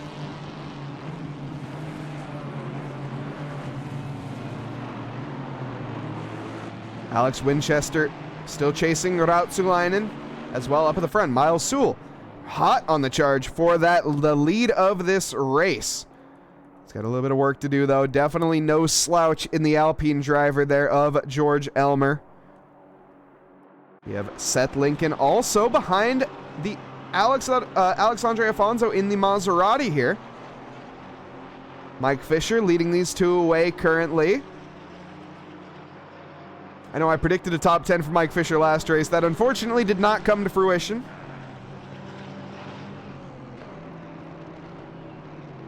Oh, as they're almost going 3 wide through into the S's. Oh no, and Jeff Dallas has to retire this race, or at least return to the garage this race as well, as he has stranded himself on the top of the mountain.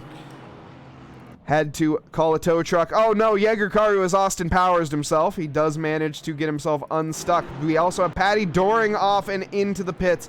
Oh my goodness. It was so good for 10 minutes, but these 10 minutes have gone and these drivers are experiencing fatigue, maybe? I'm not sure, Steven. What do you think? Well, it is Australia. It is starting to get a little hot down there, down under. Maybe the heat is starting to get to the drivers, as well as the stress of knowing they have to pretty much attack this mountain perfectly in order to get around it. And I think we just unfortunately missed it, but Stefania there getting by Brandon Mellenbach. Not able to defend at this point in the race. Jeremy Covage, who started in P22, if I'm not mistaken. Started in P19, excuse me. up 2 positions from where he was, P17 right now, and it's going to be a little bit of Noobs R Us infighting. You're halfway through. Keep pushing. Halfway mark has hit, 10 minutes to go. A little bit of a move here, Jeremy Kubic. Are we going to see some team orders as the team principal is currently behind the wheel there? Jason Nauberg going to feel some pressure from behind. And talk about a recovery drive. Zane Bliskett starting all the way back in the back of the pack, now up to P21, which puts him 4th overall in the red plates.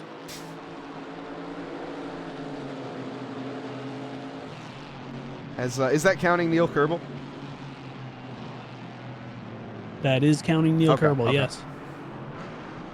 I keep forgetting about Neil. No offense, Neil, but you're a bit up there. You're kind of on a different league right now, battling with the white plates at the top. So I think we will more than likely. Jeremy Kubic off at forced elbow takes the toe back to the pits. Jeremy was having a decent race up to that point. Very unfortunate way to go out there. A bit further behind, Chris Blaskovic and Michael Cortez here, the Polish driver. Going to be attempting a overtake here onto the Camaro in front. Pop on board here. As you can see, the Camaro weave into the outside there, takes the racing line, covers the inside though nicely, but doesn't go too far to the left, not compromising the exit. He does though, because he goes a little bit late on the brakes. Gets a little bit out of shape. The back end not quite wanting to grip up. He gets the power back down, doesn't quite fall victim to any tricks there from Chris just yet. Breaking up the 75 board there just about a little bit earlier. Needs to be very careful as Postal Go Fast is right on the diffuser as well here. Currently though, sticking in the rear wing mirror there is Chris. Round hell corner. You can see that Camaro just clobbering the inside curbs, and he gets such a good exit as a result. The amount of minimum speed that he can carry through there is so much better than Chris. Chris just opens that corner up a little bit more, but as a result, I think he understeers a tiny bit. Not sure. Chris definitely needs to find something in sector 1. Kevin Rivera went off and took the toe back into the pit. So our P2 qualifier, unfortunately, it looked like he went off at the cutting. Chris Laronde also has had some sort of collision and is plummeting through the field. Darren Thomas, Reggie King, John Hawley, and Mike Burkov have all gotten by in a span of seconds. Oh, as I just turned over to Zane Bliskett as I saw him rocket towards the wall over at Solomon Park. Oh man, his Postal is going to be trying to do an impersonation there, but a little bit further up the road. As they went through McPhillamy there, a little deep. Managed to keep it under control though, down the mountain, nice and safe. Alexio Gappa, Justin Beachley. These two going to be very close to each other coming down the mountain, but up at the front though, look at this big move there from John Hawley, elbows out. As you can see, that monster truck livery really showing why he has that one. Get a little argy-bargy there is the Camaro of Hawley. Ilipo going to be trying to make the lunge onto the outside. That's going to be the AMG of Laronde getting involved as well. Mike Burkov just trying to pick up the scraps here as he goes side by side with Laronde. Now the first corner, 6 laps completed here as Mike comes on to the mountain straight, Steven, and is chasing down the car in front there of Ilipo Rautsalainen. Yeah. Gets by, in fact, blows by like he's in a different class. The straight line speed there of John Hawley is just second to none there. I guess he got a really good run out of Hell's Corner and just got around Ilipo, as Ilipo is now under attack by the KTM of Mike Burkhoff. Mike, ever the opportunist here, is going to be trying for something, but needs to be very careful as the Camaro of Adam King is behind. He's in a sandwich of green Camaros right now. Luckily for him, they're not on the same team, but now coming up through the parks, through Reed Park, then Solomon is going to be trying to make a move at the top of the mountain. That is very, very opportunistic. In fact, he's going to wash wide as a result. And Steven coming into the top here, getting ready to descent the mountain. Yeah, this pack right now is really tight-knit. They are in that DRS train mentality right now. Just follow behind and wait for somebody to make a mistake.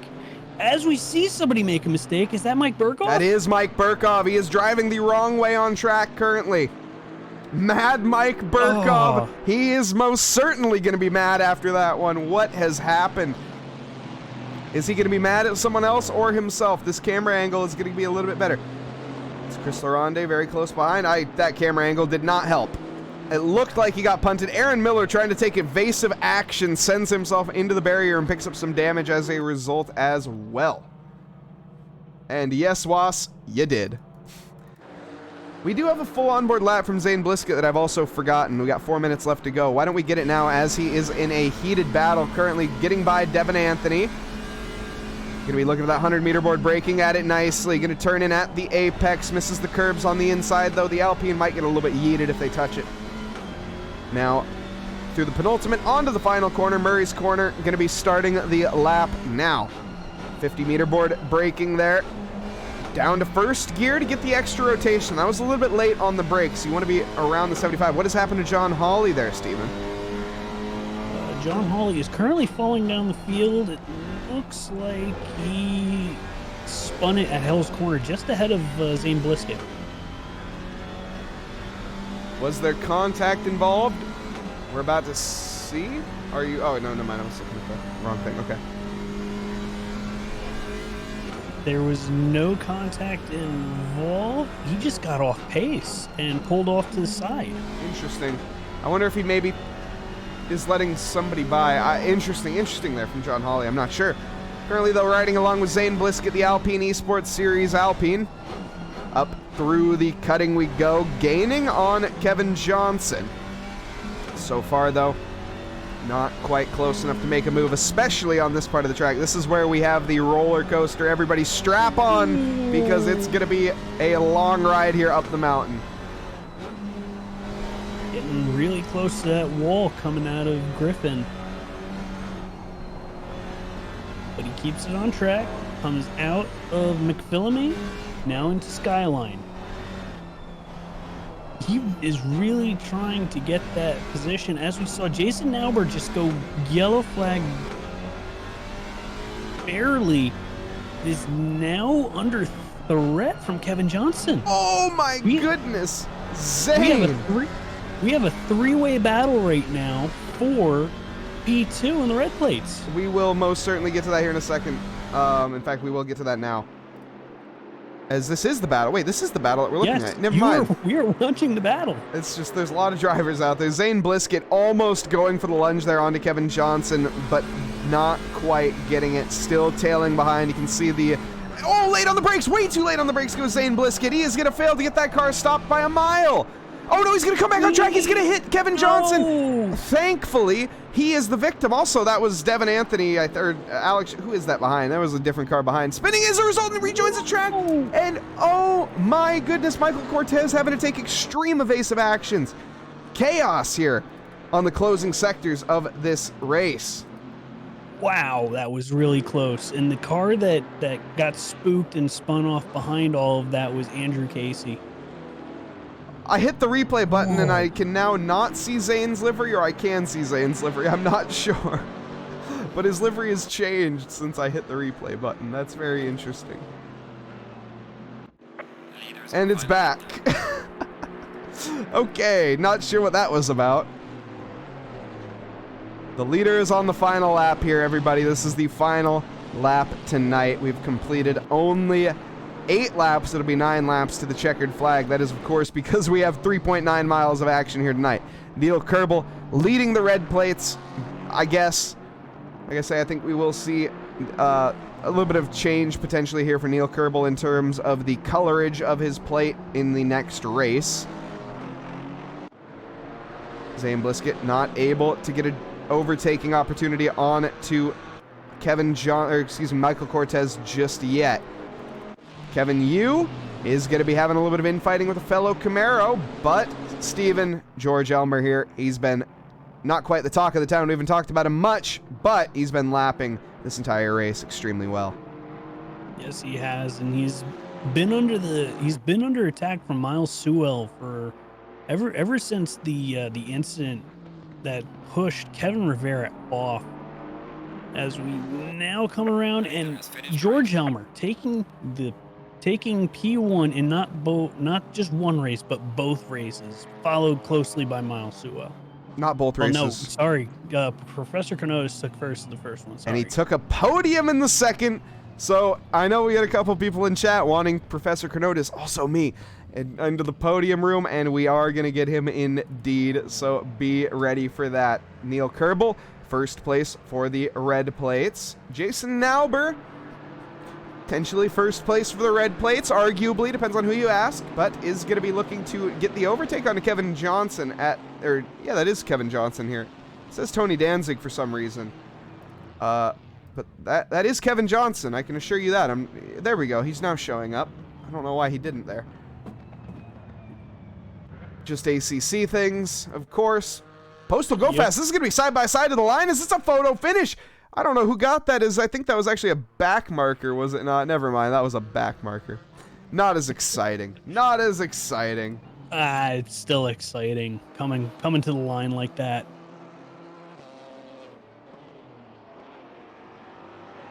And well done, says Sharpenberry. Well done to everybody indeed.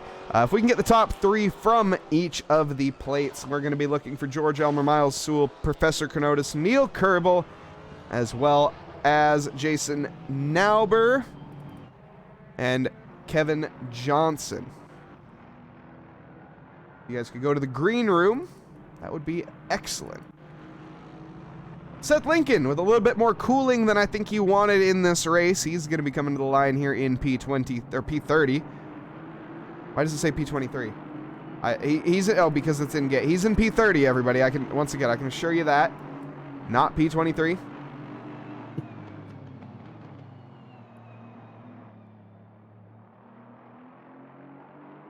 Lots of banged up GT4s, says Fizz. Yeah. I think that's a bit of an understatement. Not too many GT4s without a scratch on them tonight. But a few drivers, though, managing to make it to the end regardless of some bangs or bruises. At the end of the day, it does not matter for them. We get ready here. We're going to head back to the booth and get ready for some driver interviews.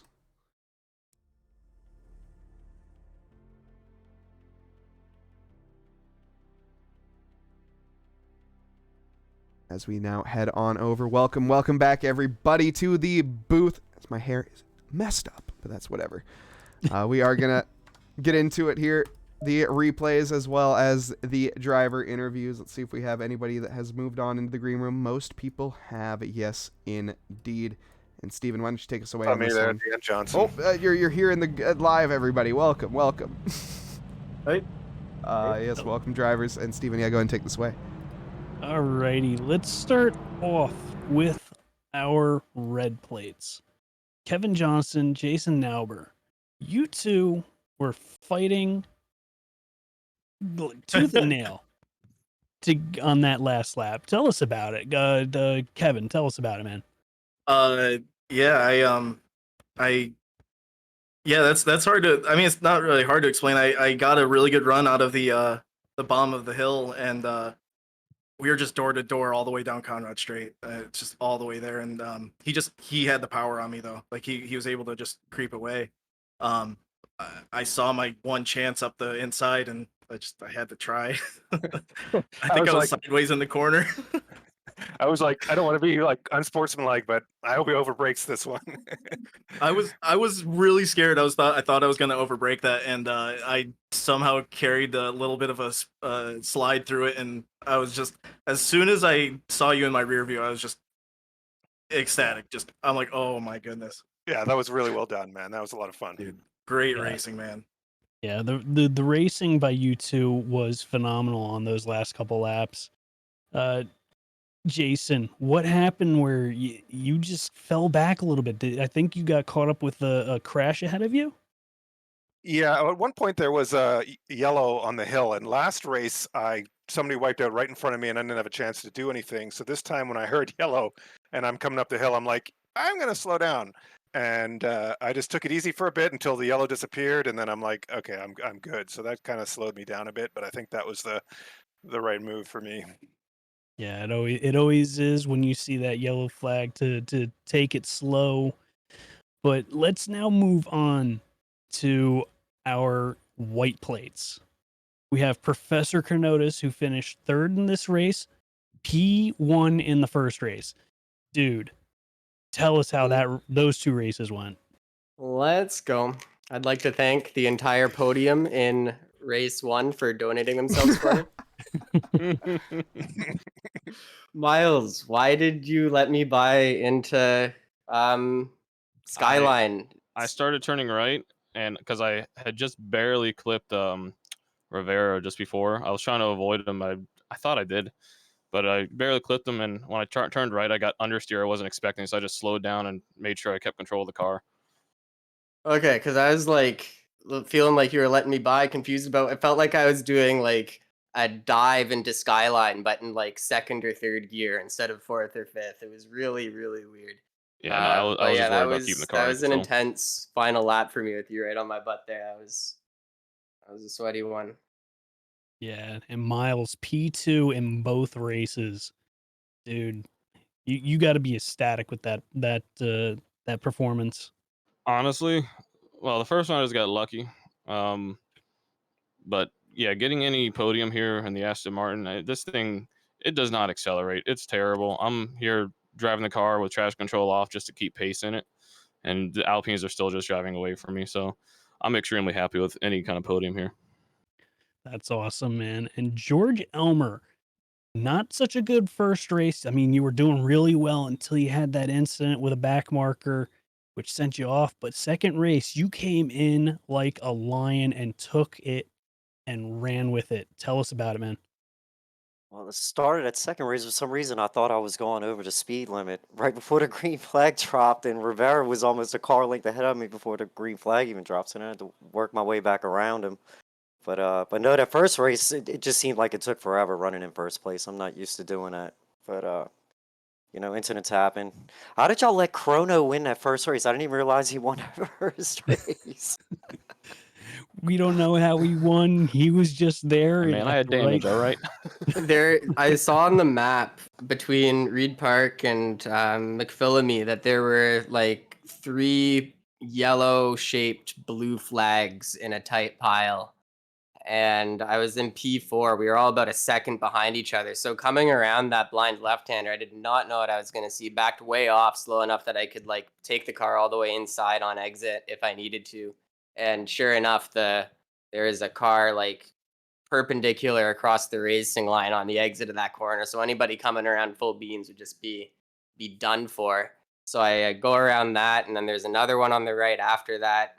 Then Miles lets me buy into Skyline because he's going real slow after that stuff. And then I looked on the map and I was in first place. I have no idea how the blue flag cars pile got converted into the podium pile, but I think that must have happened. Yeah, every time I heard yellow going up the mountain, I just had my fingers crossed. Because through that one section, you don't really have time to keep your eyes off the road and look up to see where it is. And I heard yellow section too, so I was just hoping it would either be cleared or just not close enough. And when I came up over that hill, it was just 2 cars sitting right there. It's just no avoiding it. But it happens. It happens. Mount Bathurst has a lot of blind corners. You just don't know what you're going to find around the next one. Gentlemen, thank you for joining us for the post-race interviews. Glad you guys could be here. Glad you had a fun race. It was fun to watch.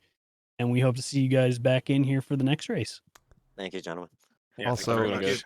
Whatever fool rating us at a rating party of 17. Unfortunately, we are going to be ending the stream, but thank you very much, whatever fool, for dropping in and saying hi very, very end. And as you guys heard it, Professor Chronotis, keep an eye out for yellow-shaped things, everybody. That is the way to win races, is by looking for yellow-shaped things.